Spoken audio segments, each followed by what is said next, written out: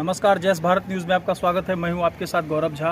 आज हसनपुर प्रखंड अंचल कार्यालय में कम्युनिस्ट पार्टी ऑफ इंडिया की तरफ से धरना प्रदर्शन किया गया।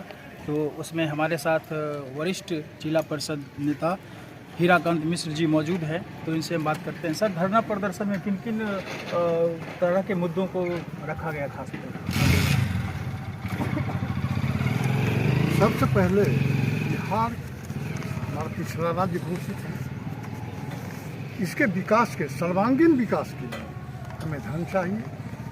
केंद्र से जो समुचित मात्रा में हमें धन मिलना चाहिए उसमें केंद्र बिहार के साथ सौदा व्यवहार कर रही है। और हम लोग इसी के संदर्भ में हम जितने भी वाम दल हैं ये आंदोलन करके अपना स्मारक पत्र अधिकारी को दे रहे हैं कि बिहार को विशेष राज्य का दर्जा घोषित करके अत्यधिक मात्रा में हमारा जो केंद्रांश है वो भी दे और विशेष कोष की दे। धरना प्रदर्शन में जैसे अंचला अधिकारी से आपकी बात हुई तो उन्होंने क्या इस पर भरोसा दिया? देखिए, ये राज्यपाल महामहिम राज्यपाल के नाम से परिचित ज्ञापन है। इन्होंने समाहर्ता समस्तीपुर के माध्यम से ये राज्यपाल और पूरे बिहार में एक दिन का विशेष राज्य के दर्जे के सवाल पर पूरे बिहार में हर प्रखंड मुख्यालय में भारतीय कम्युनिस्ट आंदोलन धरना प्रदर्शन। तो ये अपने स्तर से राज्यपाल महोदय को भिजवाएंगे। यही उनसे आश्वासन है। हम स्मारक पत्र भी वो राज्यपाल। तो सर, एक सवाल और है कि जिस तरह से महंगाई या फिर भ्रष्टाचार, तो फिर इसको दूर करने के लिए क्या क्या पहल करना चाहिए? देखिए, बिहार में देश में कॉरपोरेट घराना का भी साम्राज्य है। बाजार पर नियंत्रण है। आप नमक खरीदिए, उसको पढ़िए कि प्रोडक्टर कौन है, अडानी। आप सरसों तेल खरीदिए, उसको पढ़िए प्रोडक्टर कौन है, अडानी। आप रेलवे के बड़े बड़े जंक्शन पर जाइए जिससे बहुत ज़्यादा राजस्व की प्राप्ति होती थी सरकार को, अडानी एयरपोर्ट। जितने एयरपोर्ट थे, जितने बड़े बड़े, जैसे दिल्ली, आपको बम्बई का रेलवे स्टेशन, कॉर्पोरेट घराने का। सबसे बड़ी बात यह है कि हमारे देश के गौरवपूर्ण इतिहास में जो 4 चांद लगाता है, ताजमहल, लाल किला, इसको भी कॉर्पोरेट घराना को सुपुर्द कर दिया, जबकि उससे बहुत ज़्यादा राजस्व की प्राप्ति सरकार को होती है। तो हम लोगों की समझ है कि ये सरकार जो है कॉर्पोरेट के हाथों बिका हुआ है। उसी के धन पर में ये अपनी राजनीति चलाता है और झूठ बोल के जुमलाबाजी करके इसने कहा था कि हम 2 करोड़ नौजवान को नौकरी देंगे। और अभी देखा भारतीय फौज में जो बहाली हुई 4 साल, और इसके बाद प्रधानमंत्री बोलते हैं, जब उनसे पूछा गया तो प्रधानमंत्री गृहमंत्री बोलते हैं कि 4 साल के बाद ये रिटायर होंगे, हम इनको पैसे देंगे, ये दुकान चला करके गुजारा करें। 4 साल में कोई भी दक्ष सैनिक नहीं बन सकता। उसके लिए बहुत हार्ड, कठिन ट्रेनिंग, प्रशिक्षण की आवश्यकता है।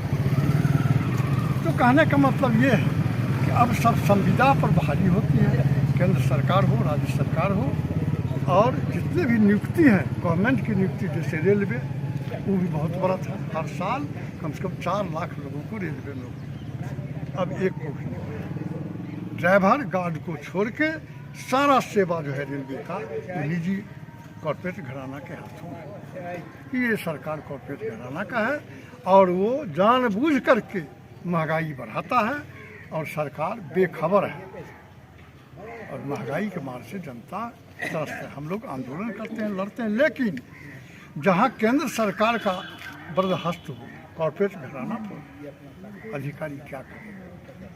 जैसा कि सर मतलब आंदोलन इस तरह के मतलब शांतिपूर्ण तरीके से हो रहे थे, तो क्या लगता है कि इस तरह के आंदोलन करने से कुछ सुधार मतलब इस तरह का इस तरह के आंदोलन से सुधार नहीं होगा। हम लोग मान के चलते सुधार होगा कब, जब हम अपने आप को आहुति देने के लिए तैयार।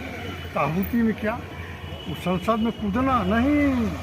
आहुति का मतलब बिछावन बिछाएंगे, आमरण अनशन करेंगे।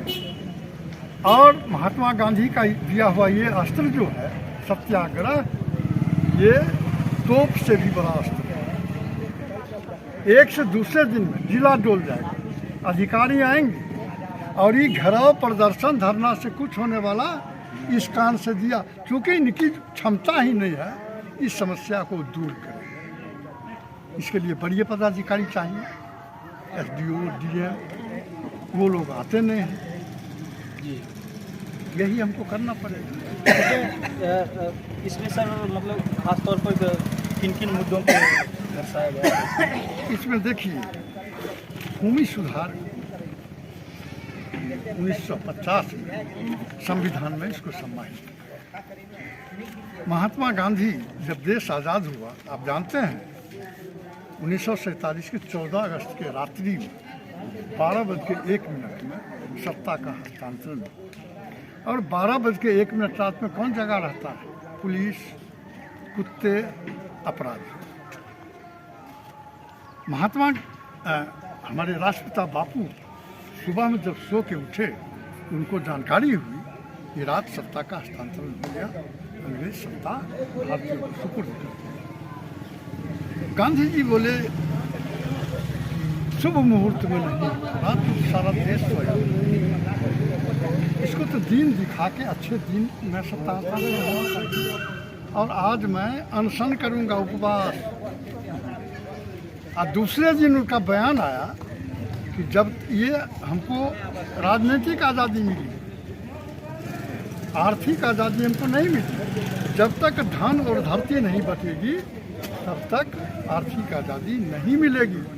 ज़मीन जोतने वालों के पास में होना चाहिए, ये न कि मैनेजर सिपाही रख के घर बैठे लोगों के पास में। नतीजा ये हुआ, उनकी हत्या हुई, नियोजित हत्या हुई है। उसको आप कहिए राजनीति। महात्मा गांधी चले गए और अब इसमें हम लोगों का भी दोष है। इनको लाने में, ये तानाशाही सरकार को लाने में, क्योंकि जयप्रकाश नारायण का जो आंदोलन चला, तो भारतीय कम्युनिस्ट पार्टी विभिन्न जिला में सेमिनार आयोजित किया और जनता को बताया कि फासिस्ट आ रहा है।